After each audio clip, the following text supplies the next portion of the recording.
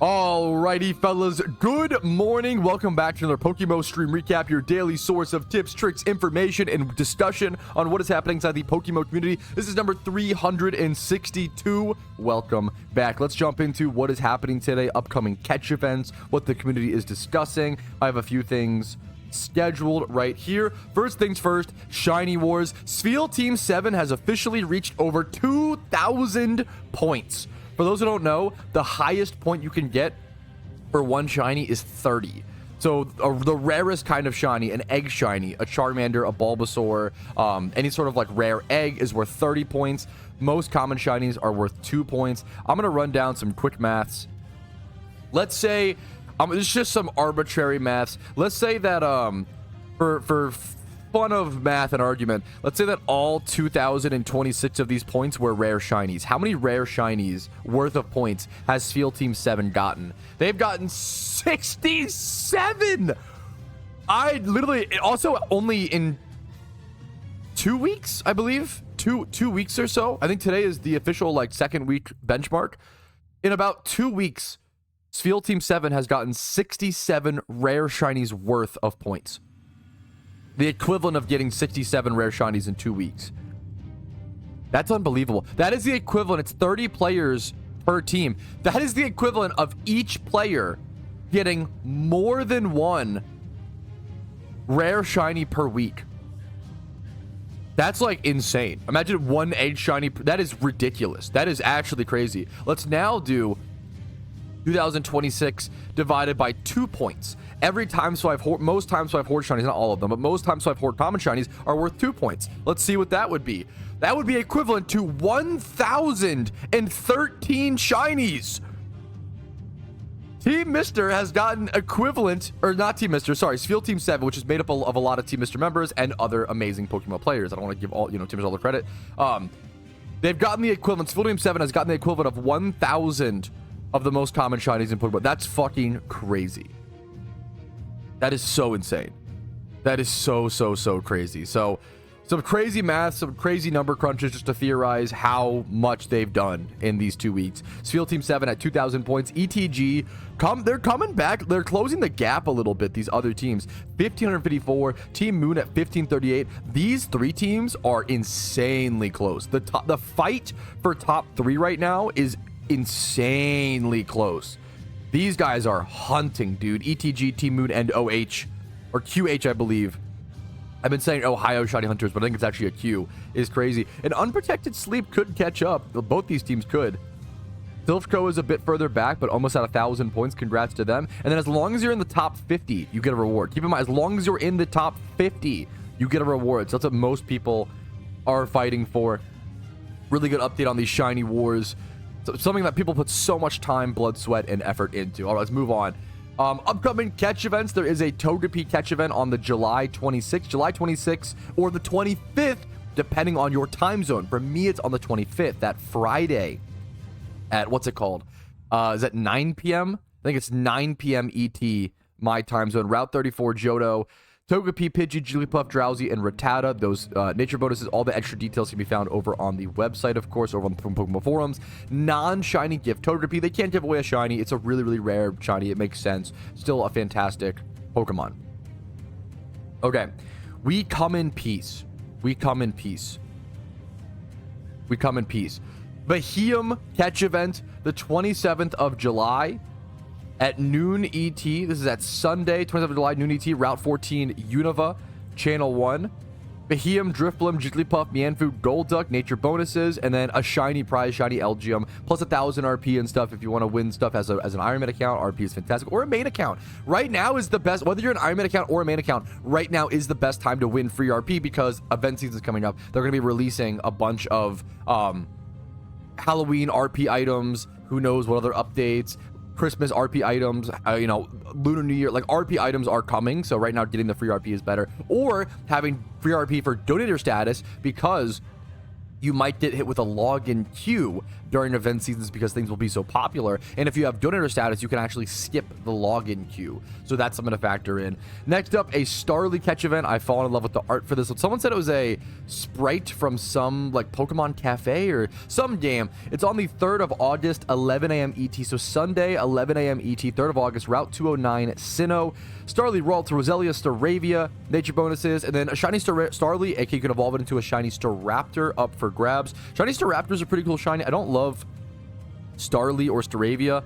Not a huge fan, but shiny Staraptor, pretty cool. Has the little, it sticks with a lot of the same like tan brown colors, which I don't love. I don't love like neutral colors personally. But it has like that little slight blue flare on the, you know, just enough to make it, in my opinion, pretty interesting. Next up, we have some suggestion box items, which are things posted by other PokeMMO players, just suggestions to hopefully help make the game better. And a lot of these suggestions have been put into the game. Now, I want to say a far larger majority don't ever get added to the game, but we have seen a lot of these get added to the game as well. Let's also credit the posters by scrolling over. Raw Top. This is a 2024 post, but it's remained so popular that it still pops up on the front page today. Last year, teleporters were added to the gyms in some regions for gym reruns. Why not add them to instances like Ho-Oh or the Red Refight? I would love to see.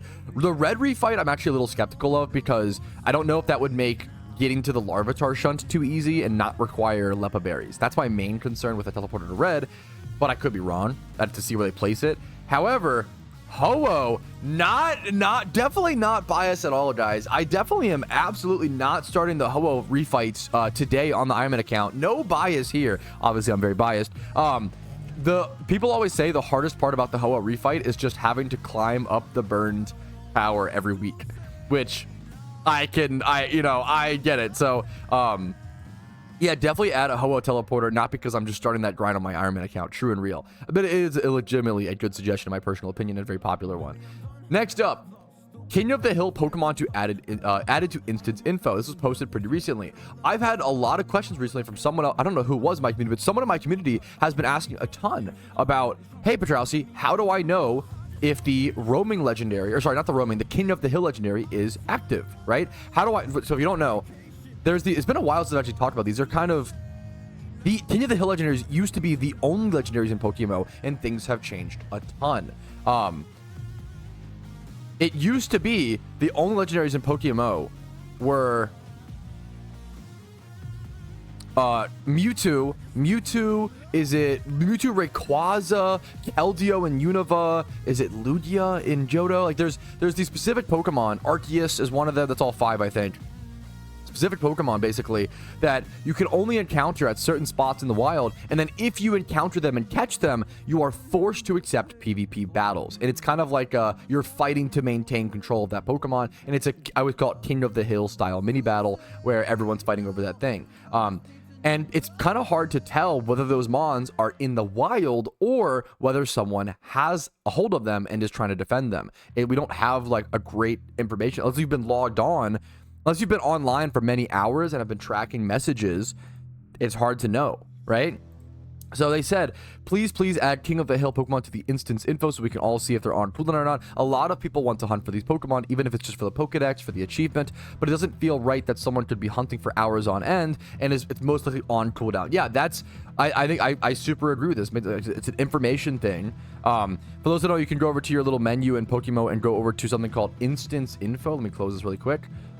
And you can see your E4 reruns, your Ho-Oh refight, your Red refight in like other instances, right?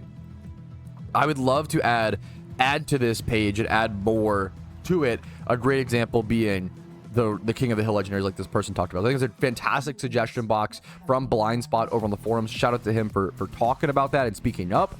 And I think that's it for the stream recap intro. Let's jump into it. Let's actually play some PokeMMO today. Hopefully you guys have some good luck today. Maybe get a shiny while watching this on your second monitor while you're shiny hunting.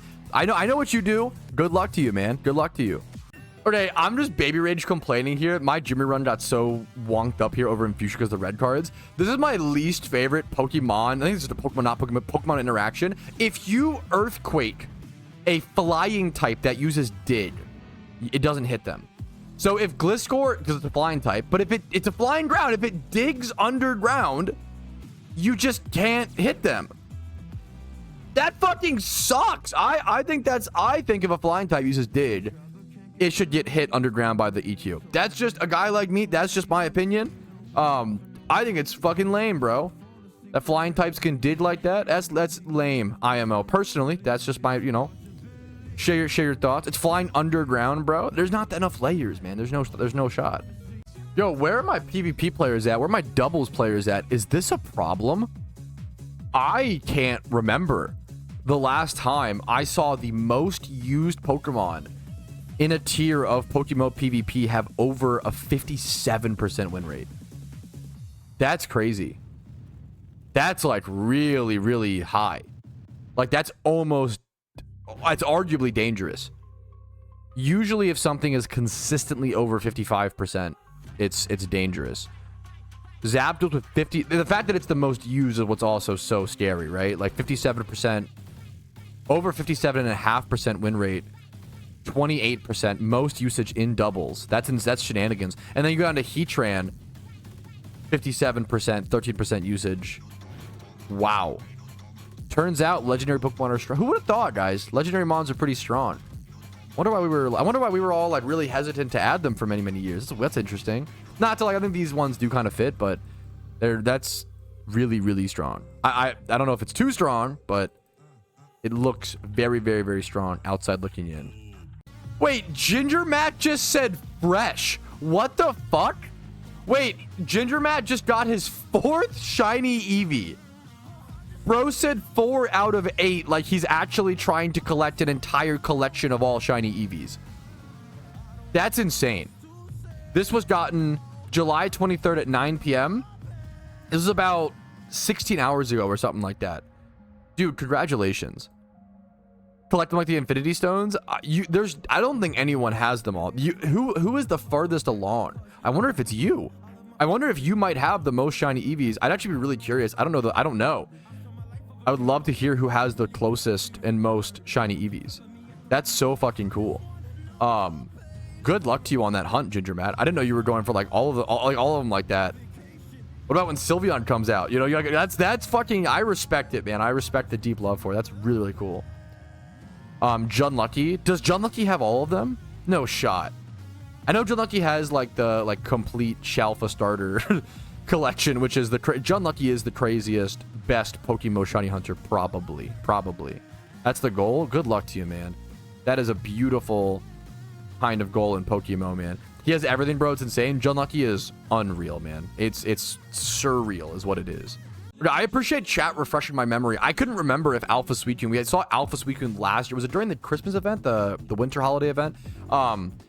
There was Alpha Suicune that happened in the middle of that event, and I wasn't sure if that was going to come back or not. I know it must have been asked of the devs. Chat is saying that the devs confirmed it would come back in the future, but not when. So we don't know if we'll see it this year, for example. It might be like 3 more years, or maybe it'll be like the anniversary event where they said it would come back and then maybe never come back. So hopefully it's not like that, but we'll have to keep an eye out for it. We'll see if there's a new Alpha Legendary this year, or I'm excited to see what new Legendaries come this year if we see some. If I recall, it was basically confirmed to be a limited raid, but not the only way to get the Alpha. Gotcha. Okay, so that might be the only way to get Alpha raid Suicunes. Might be like something collector or specific in the future. Okay, gotcha.